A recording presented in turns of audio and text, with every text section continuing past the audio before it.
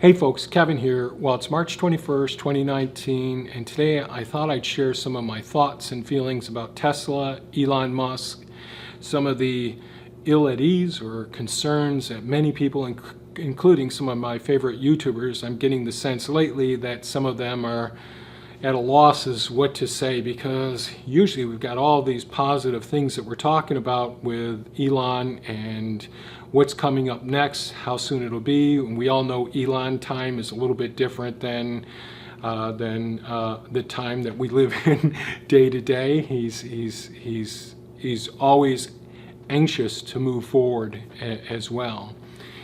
And so today I thought I'd talk about a few different things that have come to mind. I jotted down a few things to help me remember as well. But just a simple intro to this, I'd say, number one, disclosure, I don't own a Tesla vehicle yet. My wife and I both have hybrids, which I'm looking forward to getting strictly EVs in the future. Everything else, we're basically grid tied, but we produce more electricity than we consume here. So having electric vehicles is everything. Some of the videos I'm making now is changing all the wiring in the workshop, and I'll be doing it again next year in the back workshop, and that's getting ready for the future of some of the equipment that I use switching over to all electric ultimately, and that's tractors, excavators, all of that equipment. In the near future, I hope to purchase a EV truck. So I am invested in Tesla stock and very comfortable with how the market's going at this point. Now, could it be going better? Yes. But I'm not concerned about the value being down recently and scaring off a lot of people selling and all. So I wrote down a few notes in my Evernote file to help me with this whole thing. I think of Elon Musk as being one of the most, not just a visionary, but an innovator, a creator, a guy who defies fears, takes risks, and makes things really happen. And he's probably the person that will be written up in textbooks, like Thomas Edison, and many other great people that we think of in the past. And I see that as a result of the diligence that persists in Elon Musk and all of the wonderful things he's creating. So Elon Musk and Tesla have completely transformed the future of electric vehicles. I don't think that there's too many people who are aware that don't see that all transportation is going to be going to EV eventually, and it's because of Elon Musk that it's moving as quickly as it is right now. Certainly, Elon Musk has cornered the market on battery technology. He's done so many things right. All the naysayers were talking about him using these cylindrical batteries, and now he's using the 2170s. But they were all using like the laptop pouch batteries with fear that there'd be explosions and fires and all with the battery technology. But he's made it happen, and it's constantly evolving. And now with Maxwell batteries technologies, we see even brighter futures as well. And because of his work that he's been doing and producing as many battery systems, he's riding that curve. He's heading down the slope of creating a much more economical battery system. And these batteries, of course, are not just going into vehicles, semi-trucks, roadsters, sedans, SUVs, pickup trucks, all of those vehicles. It's going into a backup battery system. It's going to be grid systems, so our grids are going to be much more stable. So the battery technology, which Elon has created, fantastic opportunities for all of us to benefit. Our children's children will benefit from this for many years to come. Tesla's also Now I'm also invested in NVIDIA, which was also NVIDIA was also partnered with Tesla, and I'm staying with NVIDIA because they really have created such amazing chips. And now Tesla has created an AI chip that outdoes what NVIDIA does, and their ability to update these chips at Tesla is paced much faster than the renewability and refreshing of chips that NVIDIA and other corporations can do. So that's another huge area as well. They've got so much data that from all of the vehicles that they've had on the road for years now with Tesla. Their data for autonomous driving, they have so much information, so much more than other manufacturers, that puts them ahead of all automotive manufacturers as well. They also have the ability of doing all this over-the-air updates. So you bring your car home, you park it in your garage or wherever you park it, and the next morning you've got new features or something that someone had tweeted to Elon, hey, could you change this? Could you make it so that we could have a dog comfort zone, so when I leave my dog in the car there's a notation, or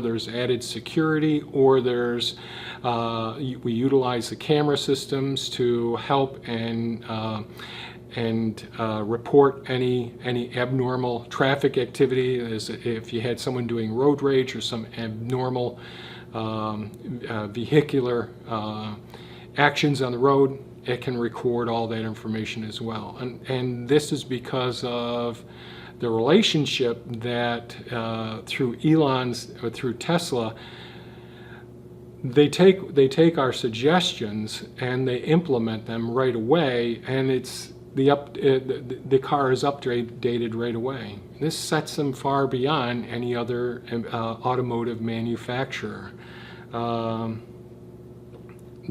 They're producing some of the fastest, funnest vehicles that people have ever experienced. Just looking, and I haven't been in one of these Tesla vehicles yet, but if you look at the expressions on the people's faces when they're in the cars, or hear what they've got to say when they get out of the car, they're just, it's amazing to me. It's like somebody who just went to Disneyland or Disney World for the first time and describing the excitement that they had from going on a ride or seeing something that they had never seen before. So it's inspiring to see how much he's created a vehicle similar to what the iPhone had done in the past, and Apple had done, Steve Jobs had done. Certainly the thing that I think about that really sold me on Tesla was the safest vehicles that have ever been made. Tesla has broke the mold with their sled battery system and their crush zones, and people walk away from car accidents that they would not have been able to walk away. They're surviving in these vehicles. And the thing is that with autonomous driving and the safety features that are in all Tesla vehicles, they can avoid getting into accidents as well. So let me read something here. 1.25 million people die in road crashes each year. On average, 3,287 deaths per day, 20 to 50 million injured or disabled people each year. And that's around the world. And there's all different conditions all around the world and vehicles and all. But the National Highway Traffic and Safety Administration, estimates 103 people are killed in the U.S. in motor vehicle accidents every single day. And more than 94% of the crashes are due to driver error. Not only does Tesla perform so well in the crash tests, think about all of the crashes that can be avoided. Not too long ago, I lost my sister-in-law and her twin sister in a head-on collision, which, had they been in a Tesla with the crash avoidance technology, despite the person trying to going the wrong way on a highway and hitting them head-on, it might very well have turned out much differently. It might have avoided the crash entirely. So that's huge. The idea of decreasing by over 90% the number of people who are killed each year is, well, that's mind-boggling to me in and alone by itself.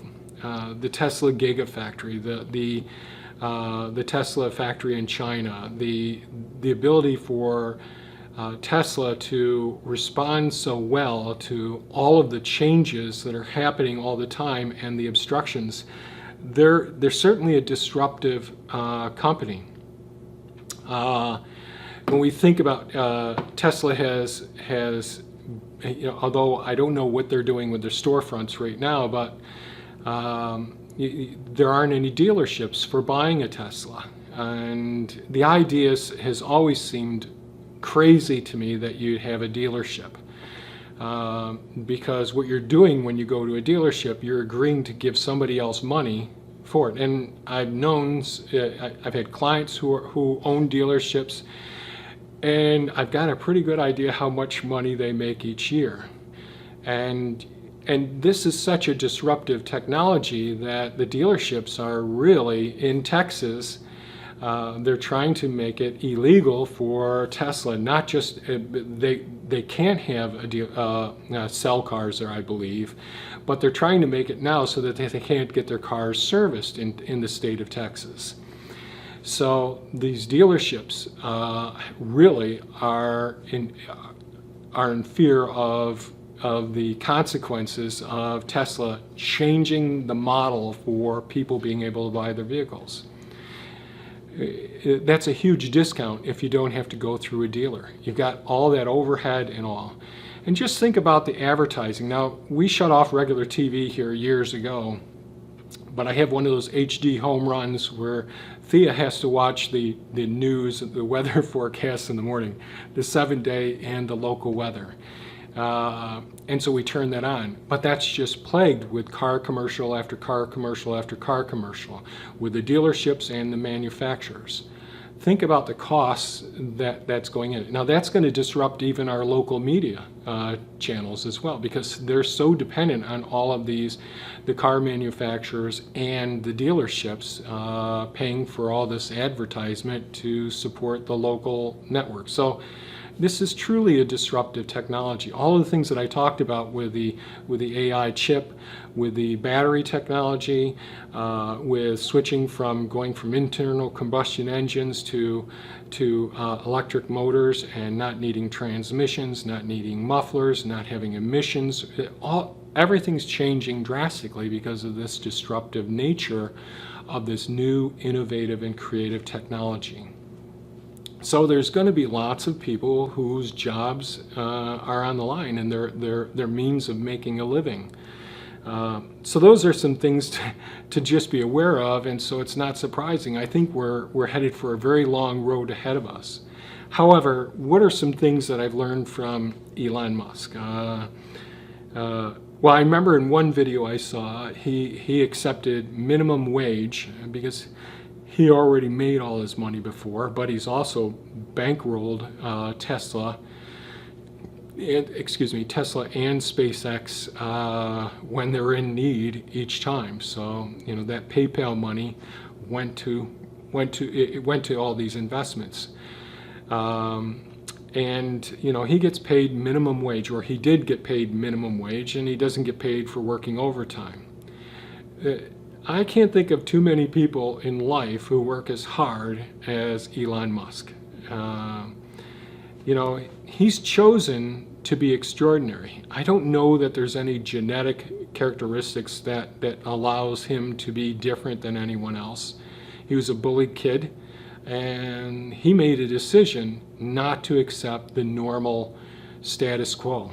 He made the decision to be extraordinary. You know, he explores all of these new arenas with space travel, with missions to Mars, with making transcontinental traveling through using the rocket technology, with landing the rockets back and cutting the costs, with recycling the batteries the way that they're doing now as well, with innovating new creative technologies for battery technology and chip manufacturing as well. He takes chances. These are all tremendous chances. In some of the videos, he thought, well, maybe I had a 25% chance of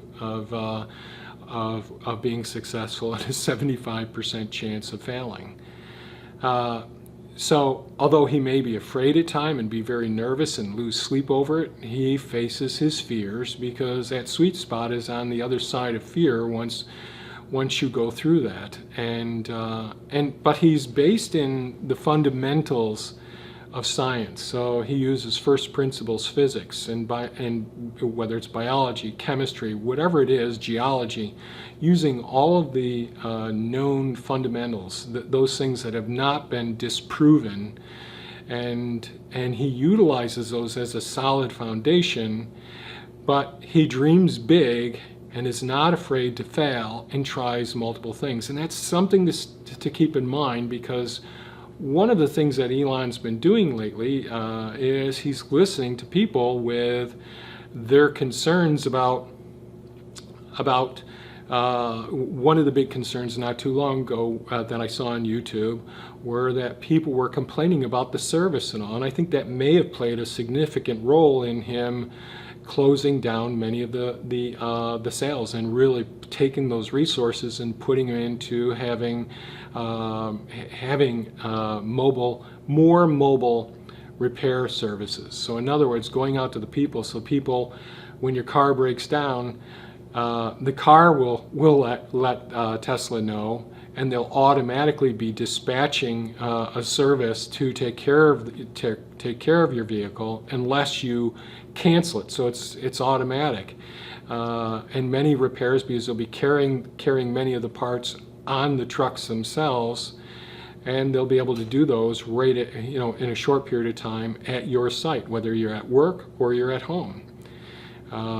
So there's so many things that I see as being so disruptive and all, and it's because of Elon's vision, his way of not being afraid to explore areas, new arenas that other people who don't want to. It's out of their safe zone. One of the things is that Edison said is genius is 1% inspiration and 99% perspiration. And Elon has said that as well, and that's really something. It's really making it happen. And not only does he have these dreams and visions and chooses to be extraordinary, he's someone who's grounded in the fundamental principles of science, and he takes chances, and he listens, he accepts feedback. He doesn't, even though he may have a vision of something happening, if the feedback that he's getting is telling him that this isn't successful, he modifies his approach.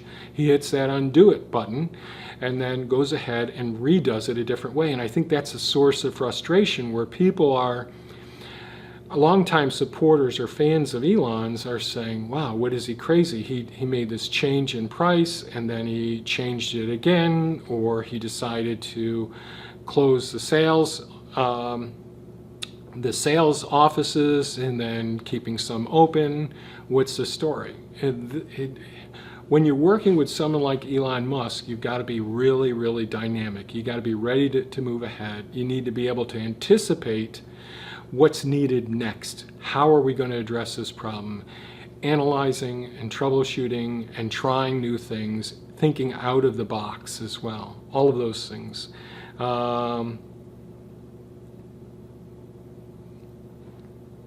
So those are all things that I think about with Elon. I can't think of a better person leading Tesla. And many people say, well, geez, he needs to get a number 2 person like he has for SpaceX. And she's amazing. She's one of those people who can take, when Elon says, I want to do this and I want to do this in 16 months, well, she'll say, well, let's revisit this and say, I think we can do this in 2.5 years or something like that. And everybody feels calmer about it and a sense of ease, but it's just someone who's buffering those excitable, enthusiastic, let's charge ahead, let's make this happen. And you know, the man's only going to be alive so long, so he wants to accomplish as many of these things that he's talked about. He wants to put men not just on the moon but on Mars. He wants to be able to have the ability to leave, to be able to explore off this planet. You know, he's already put his roadster in space. You know, he's docked with the space station. NASA's partnered with him.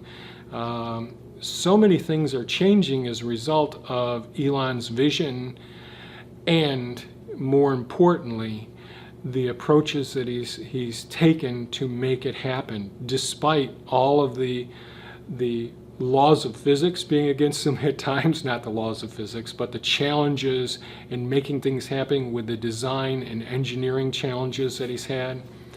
I don't know what it's like running a corporation like SpaceX or Tesla.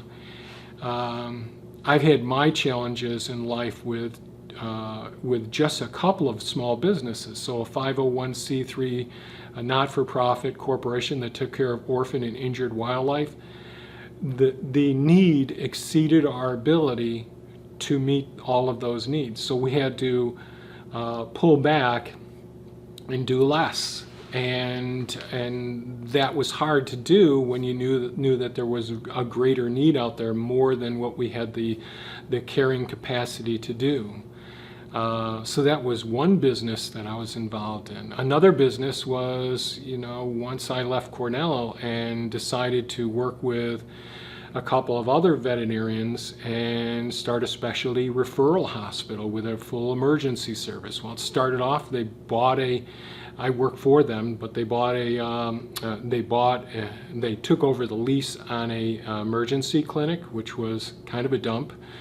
And we started off in very crude surroundings, and I built an internal medicine service and a critical care medicine service with no support, just me starting off. And eventually we got a crackerjack team of people that really helped me to be the best version of myself, because they could anticipate the needs. They knew what things I needed at what times, what we could anticipate being necessary for the upcoming week, the next month, and so on, and did it with kindness, compassion, consideration, all of those things.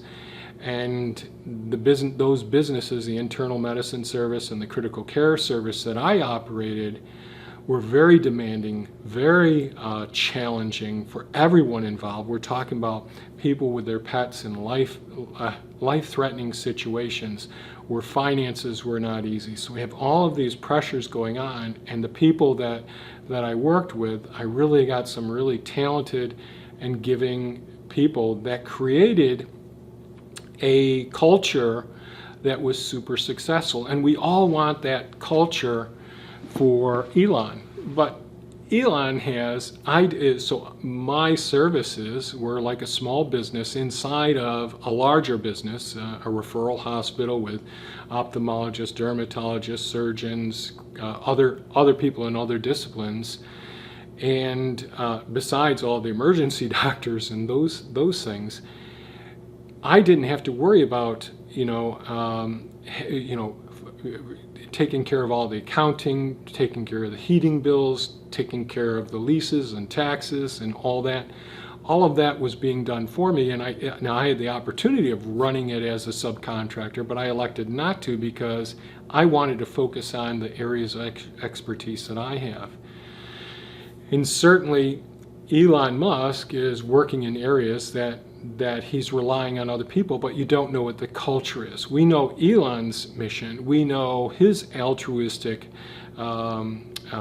approach and dynamic goals and aspirations, but it takes time to create a core of like-minded individuals that can anticipate and take on tasks without being asked or assigned to take on tasks, as far as creating a cohesive network of people that are working together synergistically. And there's a really good book called Tribal Leadership, and the author of that book broke down the cultures within different tribes working in organizations, and what Elon needs is a level 5 where they're happy, fun-loving, energetic, and excited people that are all working together for a common cause, and they're not trying to outdo Ford or Nissan or VW or any other manufacturer. They're just delighted to be doing a great job and servicing all the people that they're servicing, and doing the immense benefits for the environment and for the future, all of those things. It takes time to get to that number 5 level of culture, and it takes certain features as far as leadership as well. Elon can't be expected to be all things to everyone. And although we all want him to pick a number 2 and number 3 person to help him so that he could easily delegate and not have to worry, and where they would respond to customers when they're concerned about the service that they're getting, try to make everyone as pleased as punch to have had issues with Tesla and to have them resolved so wonderfully. So this video is getting long. So I just want to say that I'm hanging in there because not only do I believe in Elon, I believe that he's going to always be as responsive as humanly possible. And I suspect he's really looking for those additional people that can help him mold Tesla into the customer care service and the information dissemination service that we all want to see. I can't imagine what it's like for him doing all the things that he's doing and then listening to all the negativity that he's doing. Elon Musk is 100 times the man that I'll ever be, because he can deal with all those stresses and strains. And I thank God for Elon Musk being the guy that he is. So I just wanted to create this video.